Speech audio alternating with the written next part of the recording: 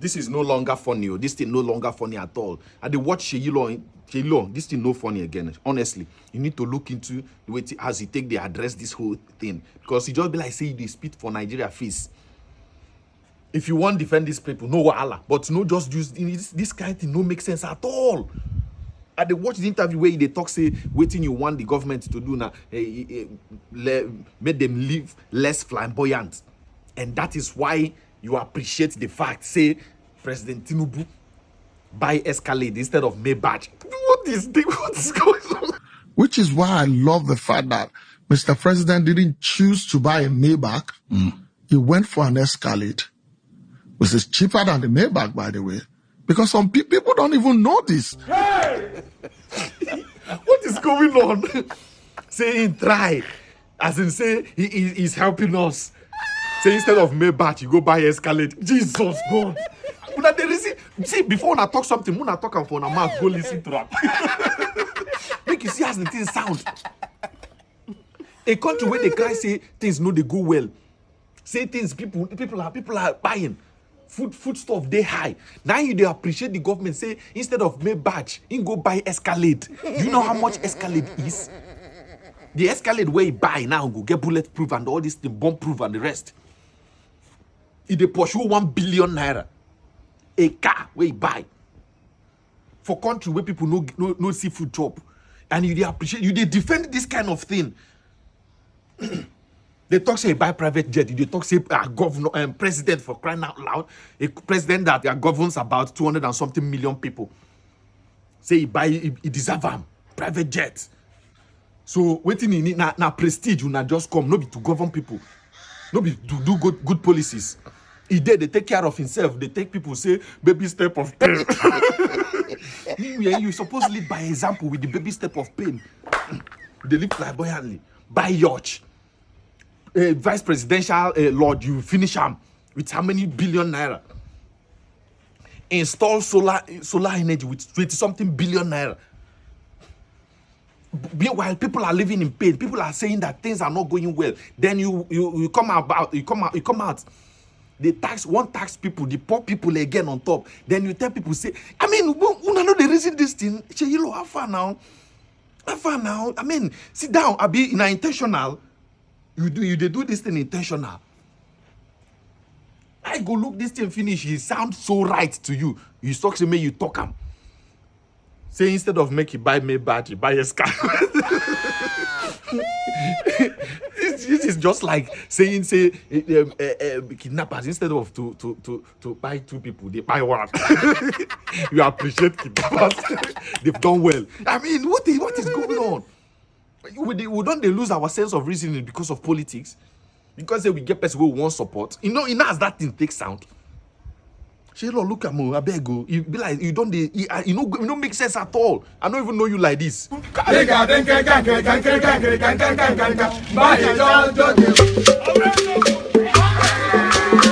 Mamma mia. Mr. President, you are no longer governor of Lagos State. You are now the president of Nigeria. Therefore, consider spending your holidays in different parts of the country. Let your next Salah, Easter, or Christmas holidays be spent in Yola, in Sokoto, Jos, Akure, Yanegua, Abakaleke, among others. The single most challenging test you face is ensuring the future of elections are credible and to reflect the will of the people. It is what you do and what people feel. Governance is about the feeling of the people, not you.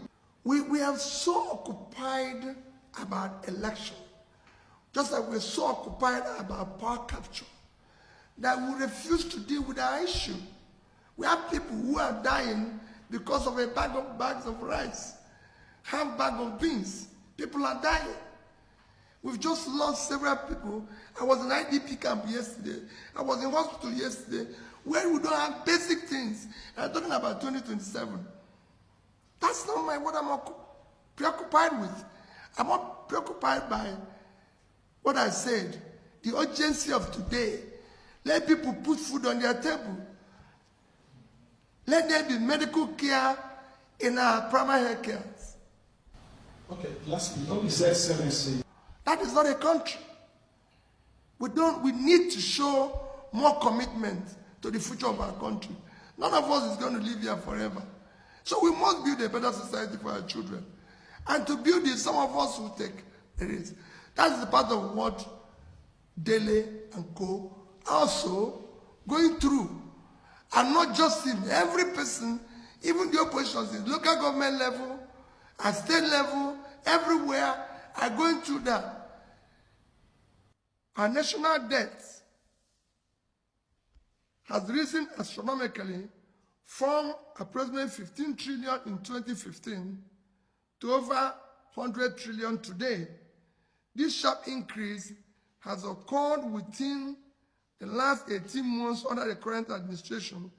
Ironically, these borrowings are largely allocated to non-generative programs and projects, leaving little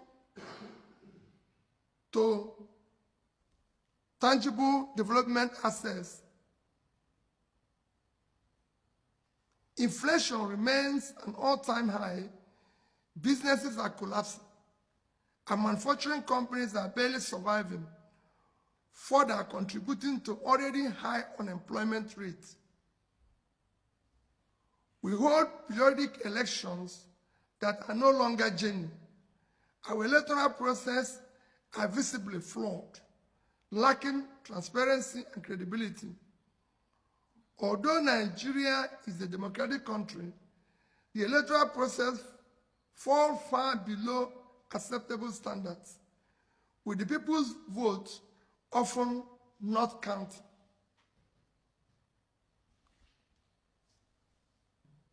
Suggestions on the way forward. From all indication, Nigeria urgently needs selfless and exemplary leadership across the three arms and tiers of government. However, this much-needed exemplary leadership must begin from the top. Since the ultimate responsibility lies with the president, I will direct my attention to him. Mr. President, present-day Nigeria aligns closely with Dr. Martin Luther King's powerful words. We are now confronted with fierce urgency of now. This is no time for apathy or complacency. This is time for vigorous and positive actions. Because we all love Nigeria and desire its prosperity, I would like to suggest some actions I will have personally approached differently. It is time to confront our national problems boldly, decisively, with a sense of urgency, and I suggest as follows. Commence a visible and verifiable reduction in cost of governance to be able to allocate much-needed resources to critical areas of development such as security, health, education, and poverty alleviation. Aggressively and visible attention should be given to combating corruption effectively. While addressing past corrupt practices, we must ensure proper investigations and recoveries are related to missing funds or their sources. The focus should be on eliminating current and future official malfeasance through increased transparency and accountability in public procurement and contract awards, as well as thorough monitoring of execution of projects to ensure that limited resources are efficiently utilized and applied productively. All future borrowings must be tied to regenerative investment, and visible, productive assets that will benefit the nation. This will ensure both productivity and the ability to service and amortize such loans, rather than continue the current practice of accumulating massive debt with no tangible returns, which places undue strain on future development revenues. Mr. President, out of approximately 580 days you have been in office, it is reported that you have spent about 30% or around 180 days on more than 30 publicly recorded trips overseas. My appeal is that you dedicate 20% of 2025, roughly 72 days, to visit each of the 36 states for 2 days each.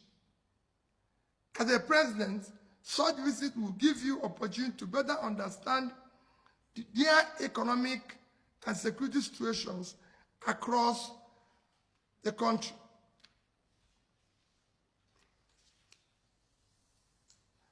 Further, it is time you visit our national hospitals and health facilities. You may consider, for example, that your next medical examination be conducted in one of our national hospitals or regional federal medical centers, such as FMC in Sokoto, Birnin Kebbi, Calabar, Umuahia, Akure, among others. This will allow you to assess the state of healthcare facilities available to Nigerians.